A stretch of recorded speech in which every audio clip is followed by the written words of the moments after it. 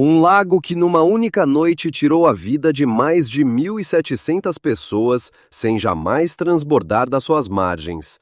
Um lago que transforma pássaros caídos em estátuas de pedra. Um lago que desapareceu num buraco, levando consigo barcaças e rebocadores. E um lago onde todos os verões, do gelo a derreter, surgem centenas de esqueletos humanos. 10 dos lagos mais incomuns do planeta, de bolhas de metano congeladas sob o gelo até água ao lado da qual você não consegue ficar nem uma hora. Você não vai esquecer o número 1. O 10º lugar pertence ao Lago Abraham, em Alberta, no Canadá, onde o gelo guarda milhares de esferas brancas empilhadas em colunas, uma sobre a outra, como bolhas presas a meio caminho da superfície e mandadas parar. Este lago não é antigo. Foi criado em 1972, quando a barragem de Bighorn bloqueou o rio North Saskatchewan e a água se acumulou no reservatório longo e estreito entre duas cristas montanhosas. Foi construído para gerar eletricidade. Ninguém esperava um espetáculo. Nos primeiros invernos, a única coisa de que toda a gente falava era o vento, que desce das montanhas rochosas por aquele vale como se estivesse a ser espremido por um bocal e que pode empurrar um adulto 2 passos para o lado sem aviso. Esse vento é a primeira metade do segredo. A neve quase nunca chega a assentar neste lago, cai e em poucas horas é varrida para dentro das árvores, deixando o gelo nu. Gelo nu, a congelar lentamente no frio imóvel, torna-se transparente. Não leitoso, não branco. Transparente o suficiente para te deitares de barriga para baixo e olhares através de um braço de espessura de gelo sólido para as rochas no fundo.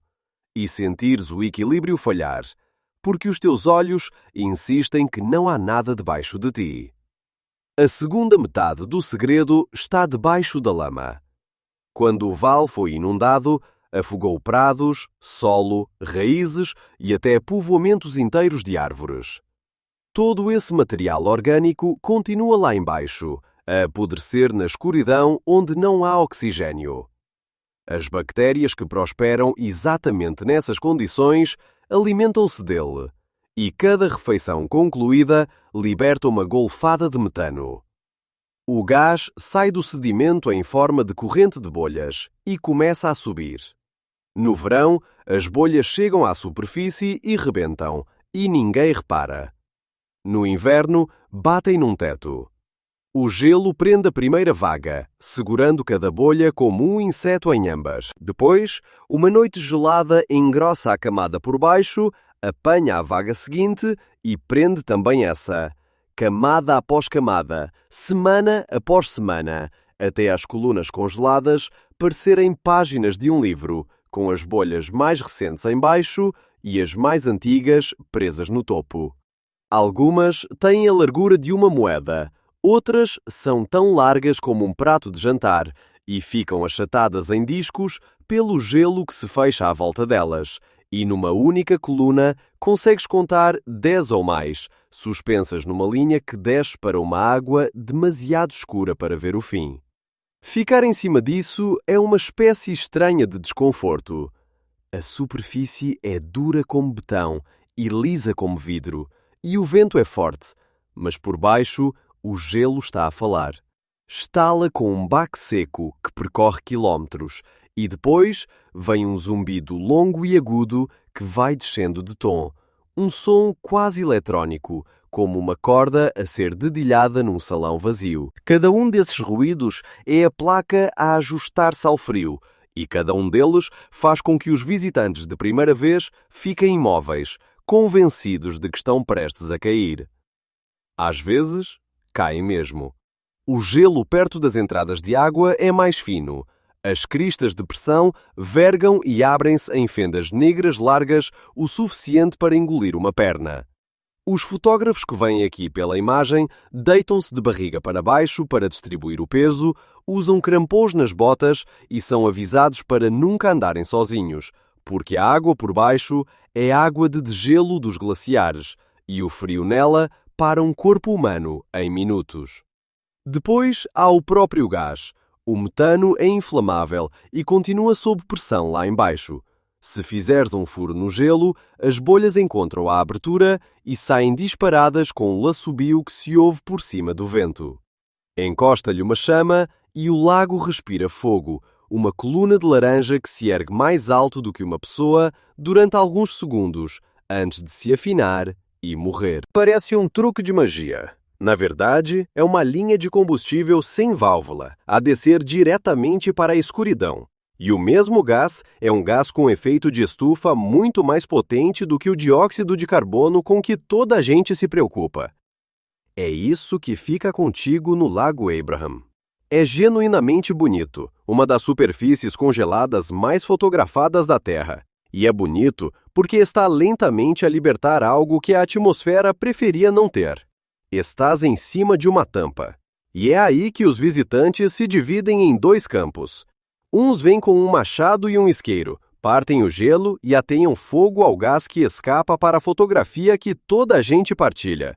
Outros dizem que nunca se põe uma chama num lago congelado, por melhor que seja a imagem.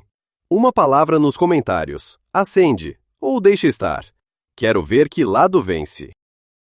O 9º lugar vai para o Lago Khaindi, no Cazaquistão, onde uma floresta inteira continua de pé, debaixo d'água, com as copas das árvores a emergirem como os mastros de uma frota afundada. Ele fica no alto das montanhas Tian Shan, a algumas horas de estrada esburacada da aldeia mais próxima, a cerca de 2.000 metros acima do nível do mar. O lago é pequeno, 400 metros de comprimento, algumas dezenas de metros no ponto mais largo, e com o formato de um dedo torto enfiado entre encostas íngremes cobertas de abetos. Do trilho lá de cima, a primeira coisa que se vê é a cor, um turquesa mineral, duro, que não parece pertencer a um vale de montanha. A segunda coisa que se vê são os troncos.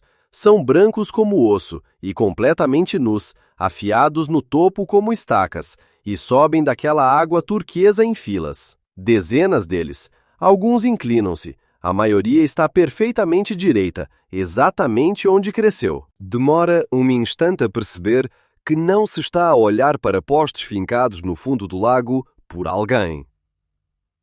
Está-se a olhar para as copas de árvores mortas, e o resto de cada árvore fica lá embaixo, abaixo de si. A explicação cabe numa única tarde de 1911. Um enorme sismo abalou esta região, um dos mais fortes alguma vez registados nas montanhas da Ásia Central. Arrasou edifícios nos vales abaixo e rasgou as encostas. Neste desfiladeiro em particular, uma massa de calcário soltou-se e deslizou pela ribeira no fundo, formando uma barragem natural com algumas dezenas de metros de altura. A água deixou de ter por onde seguir. Acumulou-se atrás dos destroços, subiu através da floresta e continuou a subir, até os abetos ficarem de pé dentro de um lago. As árvores não sobrevivem a isso.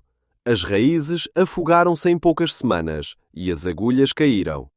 Mas o que aconteceu a seguir é a razão pela qual as pessoas voam até aqui com equipamento de mergulho. A água de Khaindi vem diretamente do degelo da neve e mantém-se à volta de 5 ou 6 graus mesmo no auge do verão.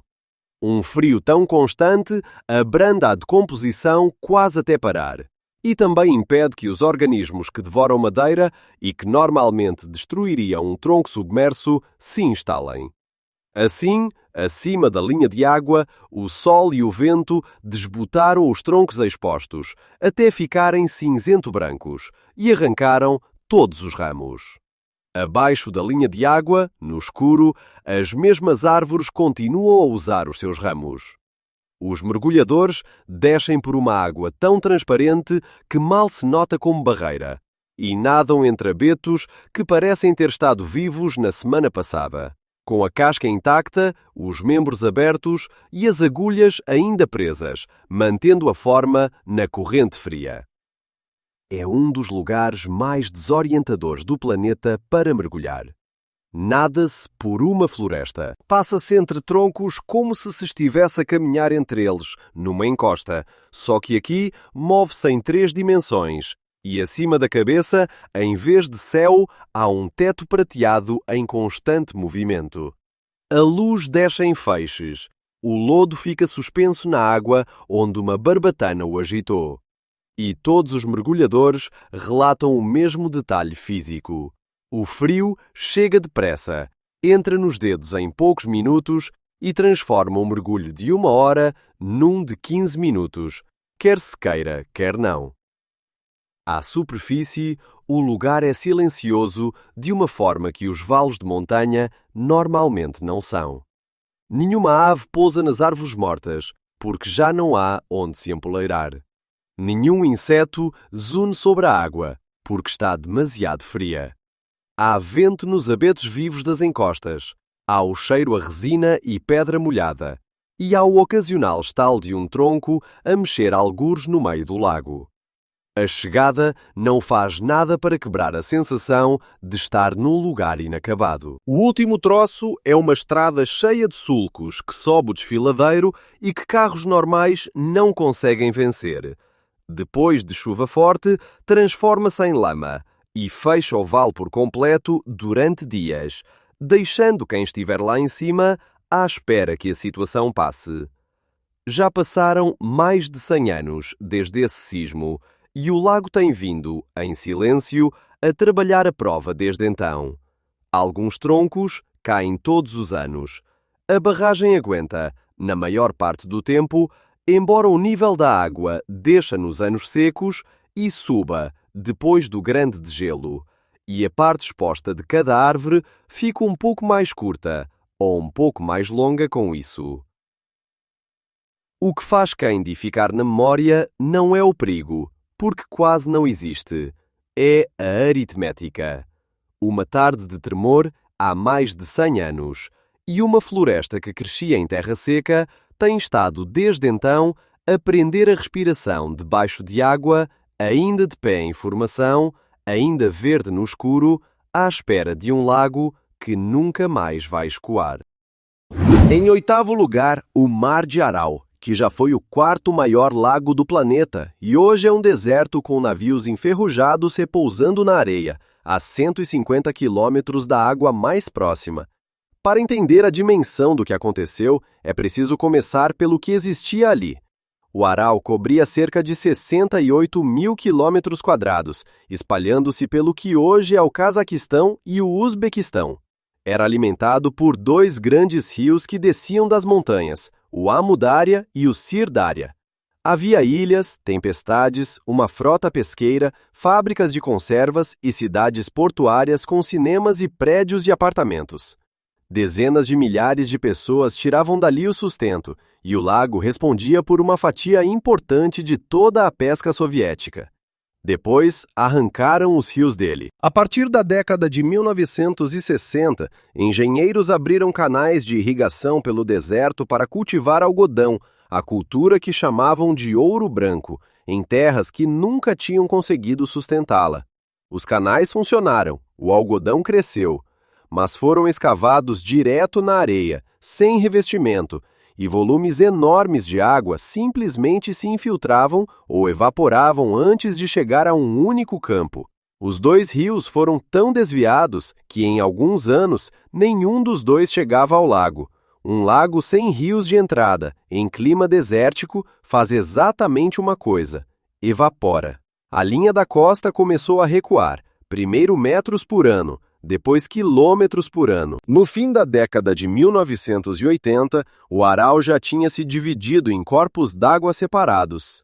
Os moradores da cidade portuária de Moynak viram o mar passar do fim do pier, depois passar do horizonte, e ainda assim continuaram dragando um canal atrás dele durante anos, numa tentativa desesperada de manter seus barcos ligados ao lago.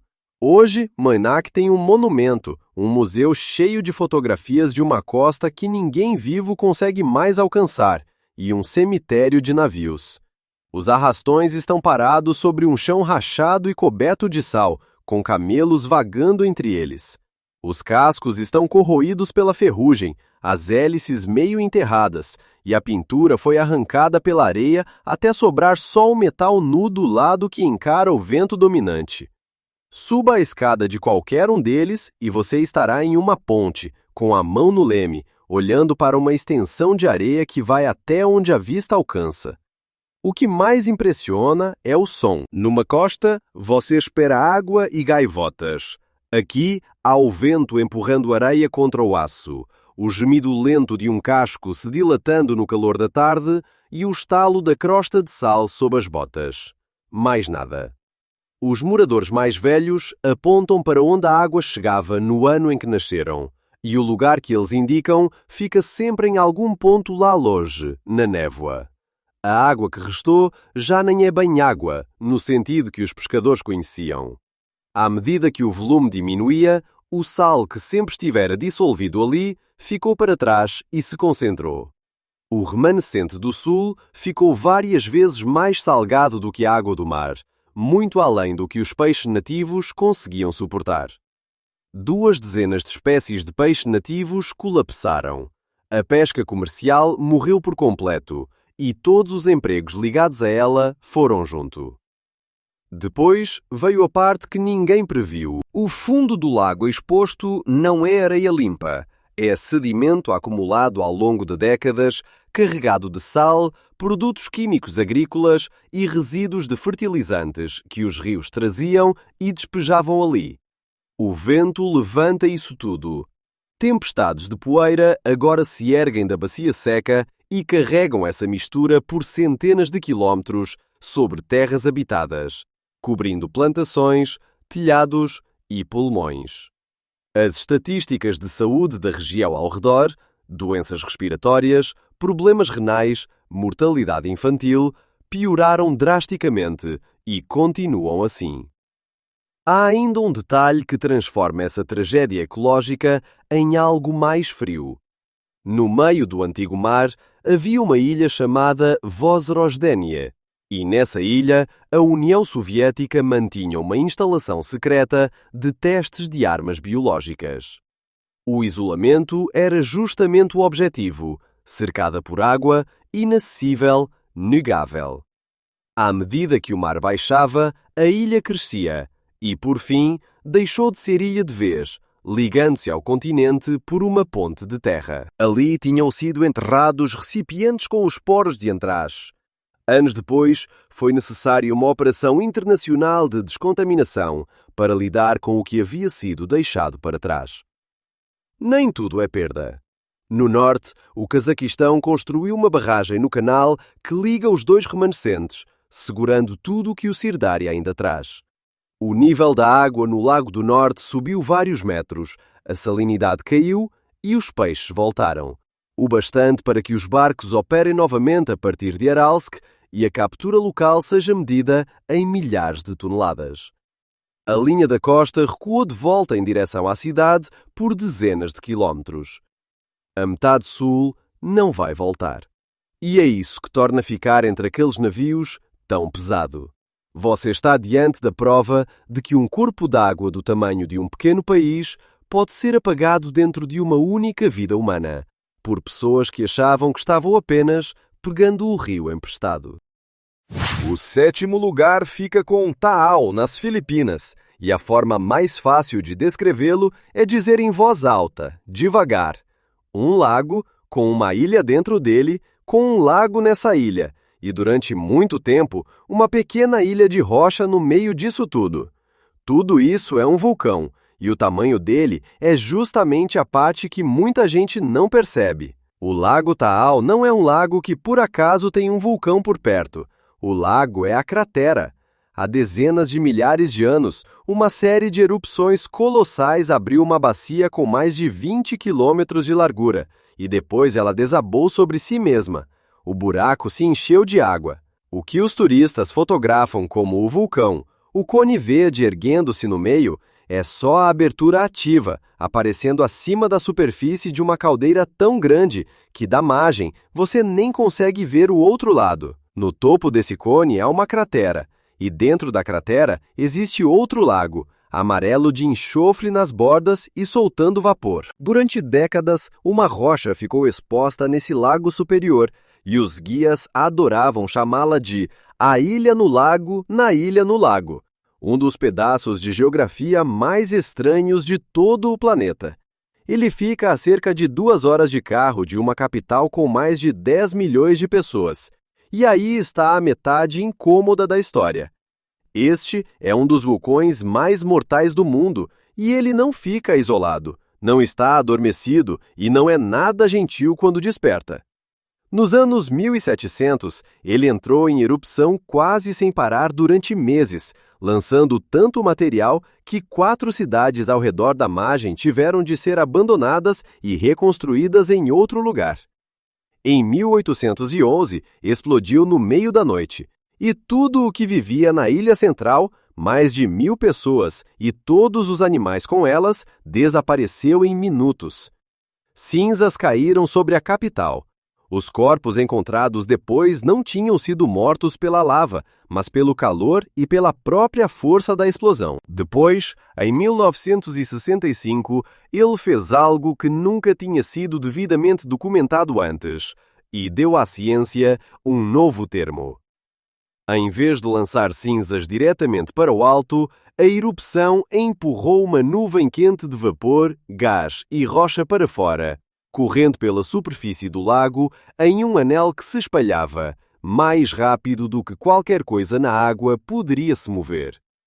Vilarejos na margem oposta foram atingidos por isso.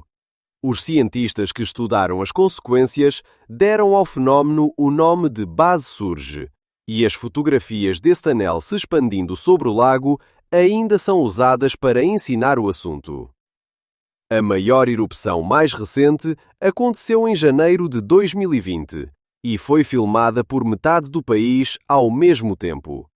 O lago da cratera virou vapor quando o magma chegou até ele, e o vulcão lançou uma coluna de cinzas a cerca de 15 km de altura. Relâmpagos cortavam a nuvem de cinzas, relâmpagos de verdade, gerados pelo atrito das partículas dentro da pluma.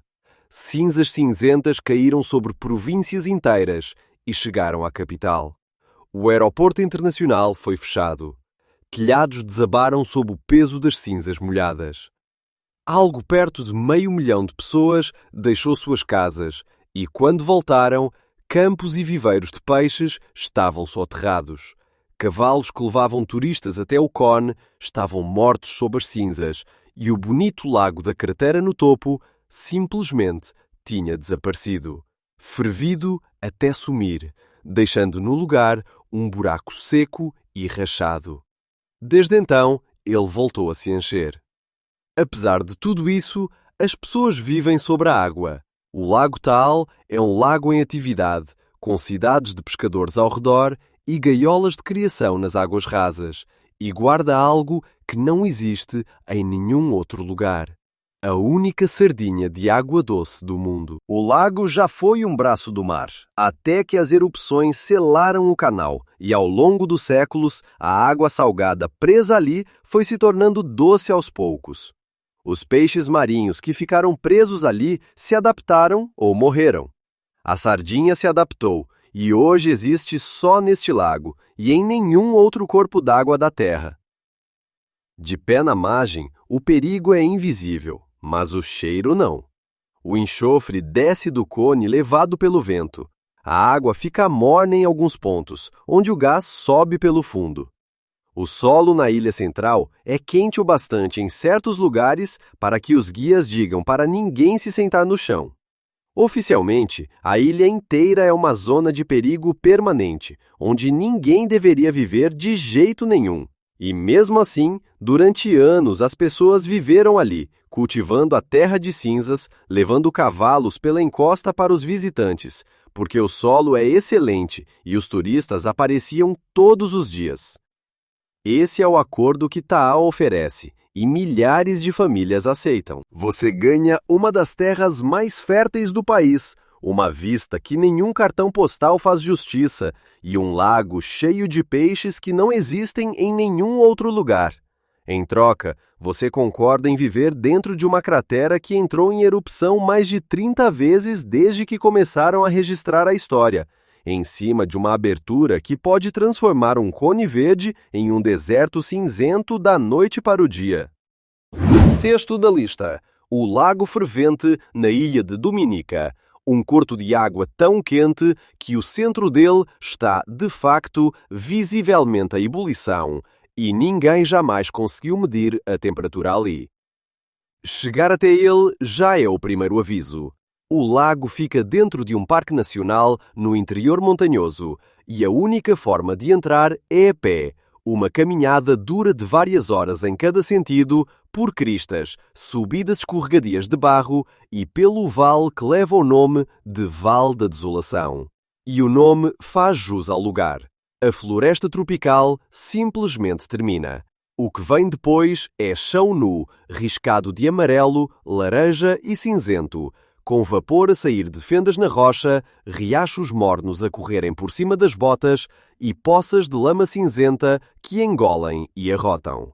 Os guias aqui dão uma instrução que repetem até se tornar irritante. Pisa exatamente onde eu piso. A crosta em partes desse vale é fina e o que está por baixo é lama e ebulição. Se ela ceder, a lesão é imediata e grave. Cada grupo atravessa em fila indiana e ninguém se afasta em busca de uma fotografia melhor.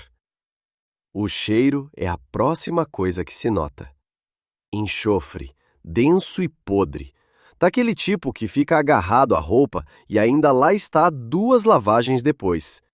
Ele vem com o vapor, e o vapor está por todo lado. Quente o suficiente para picar a pele exposta quando uma rajada te coloca dentro de uma nuvem. Sobe-se a última encosta a suar, meio cego, e o chão abre-se de repente para uma bacia ampla com uma nuvem pousada lá dentro. Depois, o vento muda e a nuvem abre-se, e então vê-se o lago.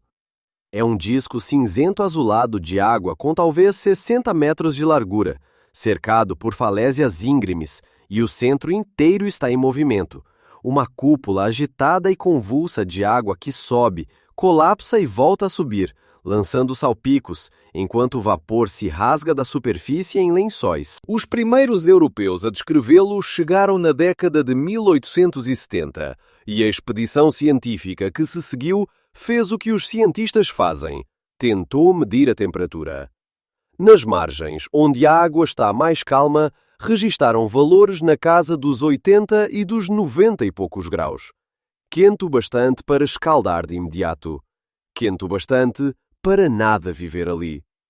Não conseguiram levar um instrumento até ao centro e, desde então, ninguém encontrou uma forma segura de o fazer também, porque o centro é de onde vem o calor e não há barco, truque com cordas, nem voo de drone que sobreviva de forma fiável à tentativa. Na verdade, trata-se de uma fumarola inundada, uma fenda que desce em direção ao magma, libertando gás e calor, com uma cavidade por cima que se enche com a chuva e o escoamento das falésias em redor. O gás sobe continuamente através dessa água. O resultado é um lago aquecido de baixo para cima, como uma panela no fogão que nunca é desligado. E ele também não fica sempre do mesmo tamanho.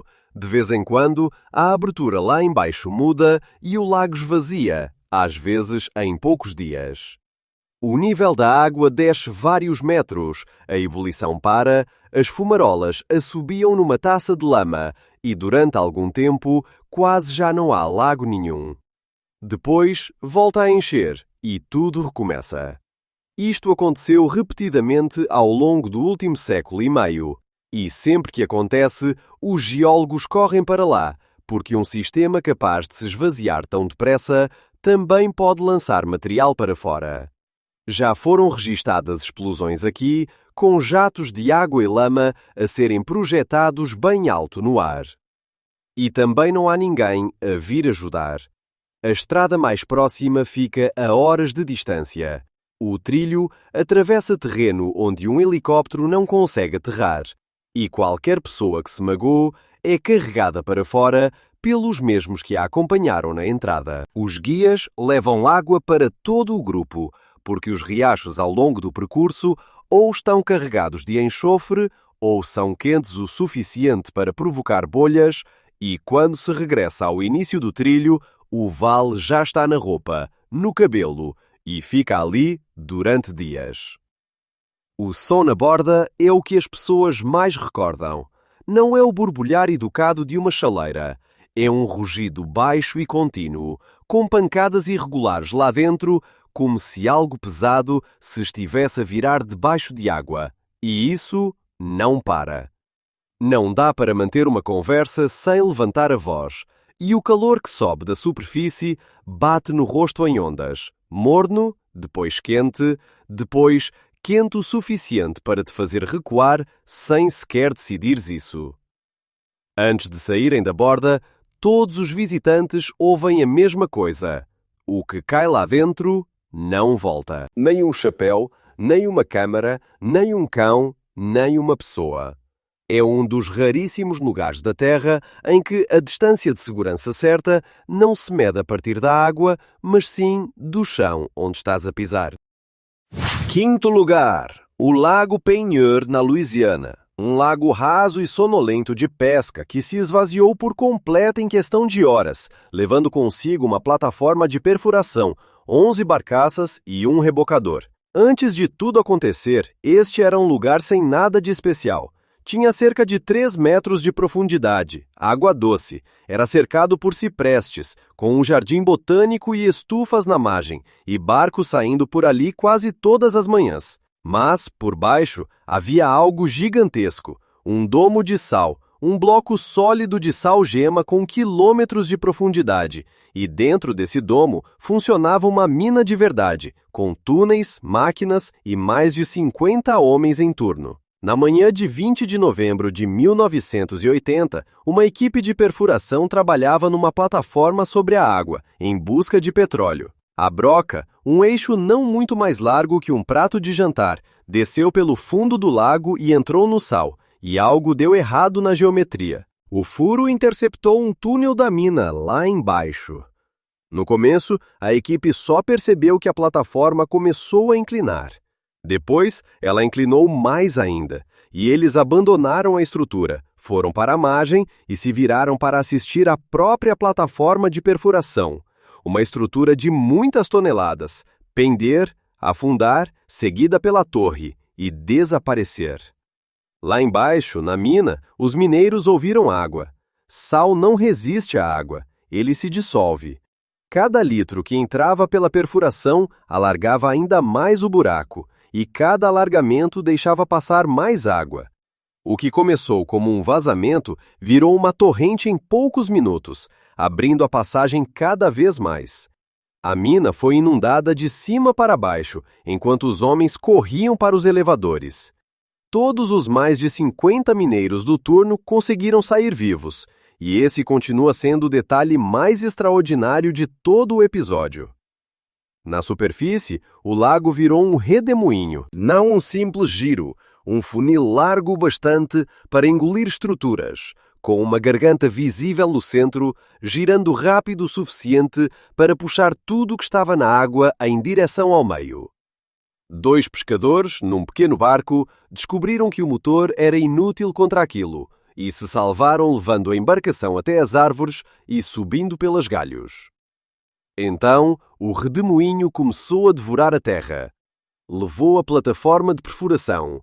Levou as barcaças amarradas na margem, todas as 11, uma após a outra, virando-as de ponta cabeça e puxando-as para baixo. Levou o rebocador. Levou um cais de carga, caminhões, uma área de estacionamento, estufas e dezenas de acres do jardim botânico. Árvores do tamanho de casas foram arrancadas pela raiz e engolidas inteiras. O lago ficou sem água muito antes de a mina ficar sem espaço.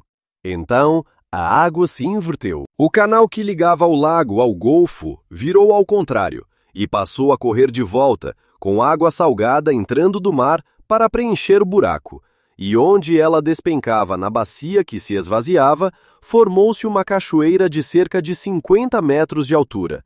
Por algumas horas, a maior cachoeira que o estado da Louisiana já teve, surgindo num lugar onde não existia cachoeira alguma, e correndo até o buraco lá embaixo se encher.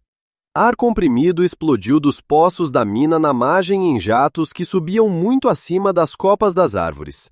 Quando tudo finalmente se acalmou, nada mais era como antes. 9 das 11 barcaças voltaram à superfície aos poucos nos dias seguintes, como rolhas, quando a pressão se igualou. O lago se encheu de novo, mas com água salgada, e em vez de 3 metros de profundidade, agora tinha mais de 50. Um poço salino profundo onde, naquela manhã, havia um lago raso de água doce. As plantas e os peixes do antigo lago desapareceram. Um ecossistema diferente tomou lugar. Ninguém morreu. Nenhum mineiro, nenhum pescador, nenhum trabalhador da plataforma. Os processos que vieram depois se arrastaram por anos e terminaram em acordos de dezenas de milhões. E a causa exata, um erro de levantamento e posicionamento de algumas dezenas de metros, nunca foi atribuída publicamente ao nome de uma única pessoa. Hoje, o lago ainda é uma área de trabalho e continua lidando com a mesma geologia que causou tudo isso. O domo de sal embaixo foi escavado em cavernas usadas para armazenar gás natural sob pressão e moradores que viram o chão desaparecer em 1980 passaram anos indo a audiências públicas para tentar impedir a expansão dessas cavernas. O que fica é a banalidade de tudo isso. Não foi um vulcão nem um terremoto. Foi um buraco da largura de um prato de jantar perfurado no lugar errado numa quinta-feira qualquer de trabalho. E isso bastou para esvaziar o lago, inverter um canal e puxar uma margem inteira para dentro da terra, enquanto as pessoas que moravam ali assistiam paradas entre as árvores. O número 4 é o Lago Karachay, nos Urais do Sul, na Rússia. Um pequeno lago onde, segundo medições publicadas, ficar na margem por apenas 1 hora era suficiente para receber uma dose letal de radiação. Do alto ele não parecia nada, um charco raso com menos de meio quilômetro de largura, sem saída, perdido numa planície entre bétulas e pântanos. Foi escolhido precisamente porque parecia não ser nada e porque não tinha saída, nenhum rio a correr para fora dele para levar embora o que quer que fosse.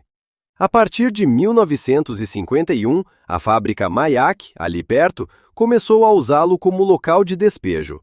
A Mayak produzia plutônio para o programa soviético de armas nucleares, e a produção de plutônio gera quantidades absurdas de resíduos radioativos líquidos. A primeira solução tinha sido despejá-los no rio Techa, que passava por aldeias onde as pessoas bebiam da água e se lavavam nela. Uma decisão que irradiou dezenas de milhares de moradores antes de ser travada. Karachay foi o substituto. Resíduos de alto nível iam para o lago, ano após ano, década após década. Os números que vieram depois são difíceis de caber na cabeça. Estima-se que a concentração de radioatividade acumulada naquele pequeno charco tenha chegado a dezenas de milhões de curie, comparável e, segundo alguns relatos, superior ao total libertado pelo acidente de Chernobyl, concentrado numa poça que se podia contornar em 20 minutos. Investigadores que analisaram a margem relataram taxas de dose junto à água tão altas que 1 hora de exposição bastaria para causar uma dose fatal à maioria dos adultos. Durante anos, a água cobriu o pior, e a água é uma barreira razoável. Depois veio 1967 e uma seca. O nível do lago baixou e o fundo secou, transformando-se numa crosta de sedimento radioativo. Naquele verão, o vento levantou essa crosta. Poeira com centenas de curiês de atividade foi arrastada por milhares de quilômetros quadrados de campo habitado, sobre terras agrícolas, aldeias e estradas, e dezenas de milhares de pessoas ficaram apanhadas na nuvem. Mas esse não foi o único acidente da região. Uma década antes, um tanque de armazenamento de resíduos na mesma fábrica tinha sobreaquecido e explodido, lançando contaminação por um longo corredor de terra a favor do vento. Aldeias inteiras foram evacuadas e demolidas, colheitas foram destruídas e a área foi isolada, uma zona de exclusão que existiu durante décadas antes de a maior parte do mundo sequer saber que havia algo de que afastar as pessoas. Nada disso foi reconhecido publicamente na altura. Os mapas da região eram desenhados como se o lago e a fábrica simplesmente não existissem. A fábrica que produziu tudo isso ficava dentro de uma cidade fechada, sem nome que um estranho pudesse procurar, apenas um número postal. As pessoas que lá viviam tinham bons salários, lojas bem abastecidas e nenhuma forma de contar a alguém de fora o que faziam para viver. Muitos passaram anos a trabalhar em condições cuidadosamente medidas, cuidadosamente registradas e nunca partilhadas com eles, e o acompanhamento médico de longo prazo dessa força de trabalho acabou por se tornar um dos maiores estudos sobre exposição à radiação em todo o mundo. A limpeza, quando finalmente aconteceu, foi brutalmente simples, porque não havia nada de engenhoso a fazer. Não se pode filtrar isto, não se pode esvaziar. Esvaziar só leva o problema para as águas subterrâneas, e a contaminação já tinha sido detetada a afastar-se do lago através do aquífero. Por isso, taparam-no. A partir do fim da década de 1970, equipas começaram a lançar blocos ocos de betão na água, para impedir que o sedimento voltasse a mexer-se. Depois pedra, depois terra, avançando das margens para o centro e reduzindo a água aberta ano após ano. Só no fim de 2015 é que foi colocada a última carga. Hoje já não há lago ali. Há uma superfície plana, cinzenta, construída pelo homem, com pontos de monitorização, cercada, vigiada e permanentemente fora do mapa para acesso público. Nada cresce ali que alguém tenha plantado. Nada vai ser construído ali. Os resíduos não foram removidos. Não estão noutro sítio. Estão exatamente onde sempre estiveram, sob uma tampa de betão e pedra, e continuam letais em escalas de tempo que fazem toda a história da União Soviética parecer um fim de semana. Os isótopos naquele sedimento continuarão perigosos muito mais tempo do que qualquer instituição que hoje os vigia provavelmente existirá. É isso que incomoda. Todos os outros lugares extremos deste planeta são perigosos por causa da geologia, da química ou do clima. Karachai era um charco perfeitamente banal numa floresta de bétulas e foi transformado no ponto mais radioativo da superfície da Terra ao longo de poucas décadas, de forma deliberada, por pessoas a preencher formulários e a levar um caminhão-cisterna até a margem. Em terceiro lugar, Ropkund, no Himalaia indiano, um lago com pouco mais de 40 metros de largura, onde sempre que o gelo recua, centenas de esqueletos humanos aparecem dentro e ao redor da água. Ele fica a cerca de 5.000 metros de altitude, no estado de Uttarakhand, numa espécie de tigela de pedra nua sob uma crista, sem aldeia e sem estrada por perto. Durante a maior parte do ano, está congelado e enterrado sob a neve. Por algumas semanas no fim do verão, a neve recua, o gelo afina e o fundo fica visível através de uma água rasa e cristalina. Chegar até lá é uma caminhada séria. A rota sobe durante dias a partir das últimas aldeias, passa por prados e depois atravessa rocha nua. E o trecho final cruza uma encosta aberta, sem qualquer tipo de abrigo, nem saliência, nem campo de blocos, nem uma única árvore. Quem for apanhado ali pelo mau tempo tem exatamente as mesmas opções que os mortos tiveram, ou seja, nenhuma. E a trilha é simplesmente fechada quando a previsão vira. O que está no fundo é osso, crânios, caixas torácicas, fémures, esqueletos inteiros ainda articulados e fragmentos soltos espalhados pela margem, sobre o cascalho e amontoados nas águas rasas.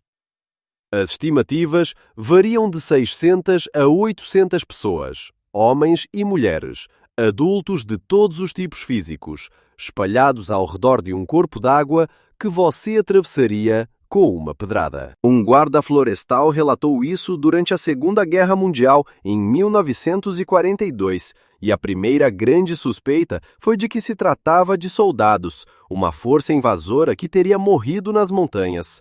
Isso foi descartado rapidamente. Os ossos eram antigos demais e não havia armas nem uniformes junto deles.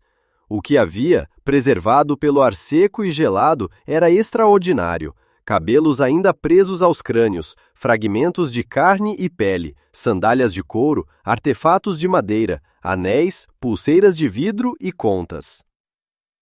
Durante décadas, a versão aceita foi a de uma única catástrofe. A datação por radiocarbono apontava para algo em torno do século IX.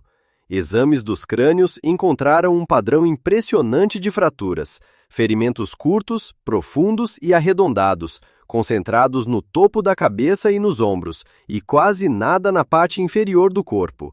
Isso combina com uma coisa, algo pesado caindo do céu. A conclusão foi que um grande grupo havia sido surpreendido a céu aberto por uma tempestade de granizo, com pedras do tamanho de bolas de cricket, sem nenhum abrigo naquela encosta nua, e tinha sido espancado até a morte onde estava. Essa versão também batia com uma canção local cantada na região há gerações, sobre um rei que atravessou essas montanhas com sua corte e sua rainha grávida durante uma peregrinação sagrada, comportando-se com tanta arrogância em solo sagrado que a deusa da montanha fulminou todo o grupo com granizo duro como ferro. Então, em 2019, uma grande equipe internacional sequenciou o DNA de dezenas desses esqueletos e a história arrumadinha desmoronou. Os ossos não pertenciam a um único grupo, nem a um único evento. Um conjunto de indivíduos tinha ancestralidade típica do sul da Ásia e morreu ao longo de séculos, não junto, mas em vários episódios separados. Outro grupo, de 14 pessoas, tinha ancestralidade do Mediterrâneo Oriental e morreu nesse lago muito mais recentemente, dentro dos últimos poucos séculos. Um único indivíduo carregava a ancestralidade do Sudeste Asiático. A análise química da alimentação confirmou isso. O grupo mediterrâneo não havia consumido nenhum do milheto que dominava a dieta local. Eles não eram moradores dali, nem descendentes de moradores dali, e não existe registro algum explicando o que um grupo de pessoas de origem do Mediterrâneo Oriental fazia num lago congelado a 5.000 metros de altitude no Himalaia. Nenhuma rota comercial passava por ali, não havia assentamento. Nada foi encontrado com eles que dissesse quem os enviou. Também não há evidência de batalha, nenhuma doença bacteriana detectada nos restos e nenhuma causa clara de morte para a maioria deles. A explicação do granizo ainda faz sentido para alguns dos crânios mais antigos, mas não explica o resto. Então o mistério ficou maior, não menor. O que sabemos agora é que por mais de 1000 anos, grupos de pessoas que não tinham nada a ver uns com os outros continuaram chegando a esse lago insignificante numa tigela de pedra e continuaram morrendo ali. E os ossos também estão desaparecendo. A trilha virou uma caminhada popular e visitantes vêm levando crânios e fêmures como lembrança há anos, junto com amostras coletadas por pesquisadores. Qualquer resposta que ainda esteja escondida naquele cascalho está sendo retirada peça por gente que queria uma foto. E quando o gelo volta a fechar todo outono, eles selam pouco menos das provas do que no ano anterior. Em segundo lugar está o Lago Natron, no norte da Tanzânia, uma água tão cáustica que as criaturas que caem nela não apodrecem. Elas endurecem, mantêm a forma e acabam na margem como pedra.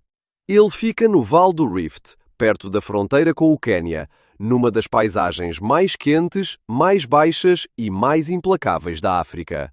O lago é enorme em área e quase absurdamente raso, com menos de 3 metros no ponto mais fundo, muitas vezes bem menos, de modo que um vento forte desloca toda a linha da margem por centenas de metros. Na estação seca, A temperatura da superfície sobe até perto dos 60 graus. Não há escoamento. Tudo o que os rios e as fontes termais trazem para dentro fica ali, e só a água sai, por evaporação. O que entra é incomum. O vulcão que se ergue sobre o vale, Oldoin Olengai, é o único vulcão ativo da Terra que entra em erupção com uma lava estranha, fria, de carbonato, preta quando escorre, ficando branca como giz em poucas horas. Cinzas e minerais desse sistema descem para a bacia, carregando a água com carbonato de sódio, o mesmo composto que os embalsamadores egípcios usavam para desidratar corpos na mumificação. Concentre isso sob o sol do deserto por tempo suficiente e você obtém um lago com pH que pode chegar a 10,5, algo na faixa da amônia doméstica. Visto de cima, é espetacular e parece errado. Grandes redemoinhos de vermelho profundo, laranja e rosa se espalham pelas planícies, divididos por cristas brancas de sal endurecido, tudo desenhado como algo biológico visto ao microscópio. A cor vem de micro-organismos que adoram sal, que prosperam exatamente nessa química e tingem a água à medida que se multiplicam. No chão, a mesma paisagem é uma crosta branca que range sob os pés, um ar que arde nos olhos e um cheiro que fica entre refrigerante e podridão. Pouquíssimas pessoas chegam a ficar ali. O lago fica longe de qualquer estrada asfaltada. O meio do dia é inutilizável por causa do calor, e os pesquisadores que atravessam as planícies fazem isso ao amanhecer, com as pernas enroladas, porque a crosta corta a pele e a água por baixo termina o serviço. E então vêm os corpos. Pássaros e morcegos que caem na superfície, enganados à noite pela água lisa como espelho, surpreendidos por uma mudança no vento ou simplesmente exaustos, não conseguem sair. A química faz o resto. Em vez de se decompor, o cadáver vai sendo progressivamente revestido e infiltrado por minerais à medida que a água seca ao redor dele. O tecido mole endurece, forma-se uma crosta, que vai engrossando. O que chega à margem semanas depois é um pássaro com o bico, as garras e os relevos das penas ainda visíveis, em algo que tem o peso e a dureza de pedra.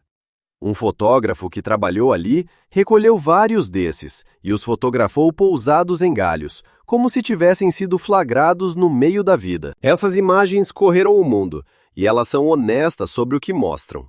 Os animais já estavam mortos e já tinham calcificado quando ele os encontrou na linha d'água. O lago fez o trabalho, ele só os colocou em pé. E ainda assim, é aqui que a história muda, porque o Lago Natron não é um lugar morto, é um berçário. Quase todos os flamingos pequenos da África Oriental, uma população de milhões, nascem aqui, e quase em nenhum outro lugar. Eles constroem ninhos de lama em forma de cone nas ilhas de sal no meio das planícies, e fazem isso justamente porque mais nada se aproxima. Nenhum predador vai atravessar água que queima. A química que mata também é uma muralha, e atrás dessa muralha, os filhotes estão mais seguros do que estariam em qualquer margem calma e agradável da África. Os adultos são feitos para isso, com pernas escamosas e resistentes, e glândulas que eliminam o excesso de sal, e se alimentam justamente dos micro-organismos que tingem a água de vermelho. Quando o bando levanta voo, todo o horizonte fica rosa por alguns segundos, e o sol se espalha por quilómetros sobre o terreno plano sem nada para absorvê-lo. Então você tem as duas coisas ao mesmo tempo. Centenas de milhares de aves criando seus filhotes na mesma superfície que transforma outros pássaros em estátuas, em água que queimaria os olhos de qualquer um que caísse de cara nela, sob um vulcão que entra em erupção com uma lava que não existe em nenhum outro lugar do planeta. Esse é o segundo lugar, o que significa que ainda falta um lago, e ele não é o mais quente, nem o mais radioativo, nem o mais estranho à primeira vista. Ele parece completamente comum, como algo em que você nadaria sem pensar duas vezes. Tenta adivinhar agora o que um lago com aparência perfeitamente normal fez com 4 vales inteiros numa única noite. Escreva nos comentários e continue assistindo para conferir se acertou. E no número 1, O Lago Nyos, nos Camarões. Um tranquilo lago azul de cratera cercado por colinas verdes que, numa única noite de 1986, sufocou mais de 1.700 pessoas e todos os animais em 4 vales, sem uma onda, sem uma explosão e sem nunca transbordar das suas margens. Nyos ocupa a cratera de um antigo vulcão, no noroeste do país.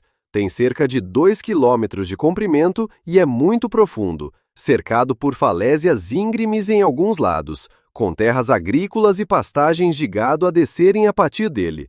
As aldeias ficavam logo abaixo, perto o suficiente para os pastores o verem todos os dias. Nada no lago parecia ameaçador.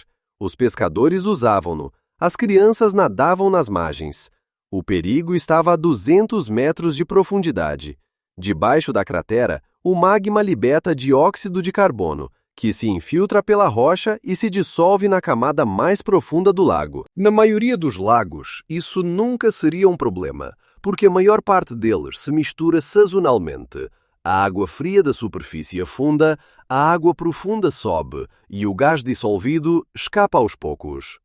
Nyos fica numa zona tropical, onde a temperatura da superfície quase não muda ao longo do ano. Por isso, as camadas nunca se misturam.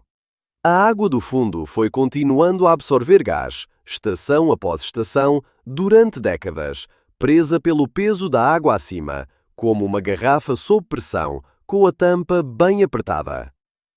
Na noite de 21 de agosto de 1986, a tampa saltou. Algo perturbou a coluna de água, um deslizamento da parede da cratera, uma mudança de temperatura, um aumento súbito no fornecimento de gás vindo de baixo. Até hoje, o gatilho continua em debate. Seja o que for que começou tudo, uma massa de água profunda subiu, e à medida que subia, a pressão que mantinha o gás dissolvido caiu. O dióxido de carbono saiu da água como sai de uma garrafa agitada, e cada bolha arrastava ainda mais água profunda consigo. O lago entrou em erupção para cima. Testemunhas nas cristas descreveram um som de trovão e uma coluna de água e spray lançada muito acima da superfície, além de uma onda que subiu pela margem mais alto do que as árvores.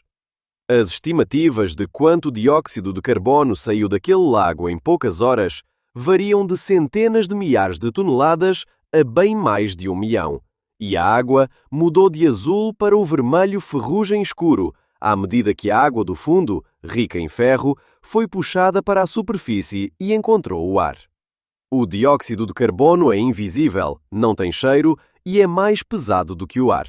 Em vez de se dispersar para cima, a nuvem derramou-se por cima da borda da cratera e desceu pelos vales como uma inundação invisível, colada ao chão, movendo-se mais depressa do que uma pessoa consegue correr, e expulsando todo o ar respirável à sua frente. Percorreu mais de 20 quilómetros. Nas aldeias, as pessoas estavam a cozinhar, a comer, a preparar-se para a noite. Não o cheiraram, nem o viram. Perderam os sentidos onde estavam, em segundos, e a maioria nunca mais acordou. 1.746 pessoas morreram. Cerca de 3.500 cabeças de gado morreram com elas, juntamente com todas as aves, insetos e cães nos vales afetados. Um silêncio tão absoluto que os sobreviventes disseram que a primeira coisa que notaram ao acordar foi que não havia som nenhum. Alguns sobreviveram porque estavam no andar de cima, ou numa encosta, ou numa casa que, por acaso, ficava acima do nível alcançado pelo gás. Muitos acordaram horas depois, confusos e fracos, ao lado de familiares que não acordaram, e saíram pelas ruas cheias de corpos. Alguns relataram cheiro a ovos podres ou pólvora, algo que o próprio gás não pode produzir. Um detalhe que os investigadores ainda discutem. Já tinha acontecido antes, em silêncio. 2 anos antes, noutro lago de cratera no mesmo país, a mesma coisa matou 37 pessoas. E ninguém tinha percebido o mecanismo a tempo. Depois de Nyos, os cientistas deram um nome ao fenómeno: erupção límnica. O lago continua carregado. O que o impede de voltar a fazê-lo é canalização. Tubos baixados até ao fundo, permitindo que a água profunda, saturada de gás, suba e liberte o gás numa fonte permanente à superfície, aliviando aos poucos a pressão acumulada desde então. O primeiro foi instalado no início dos anos 2000 e outros seguiram-se uma década depois.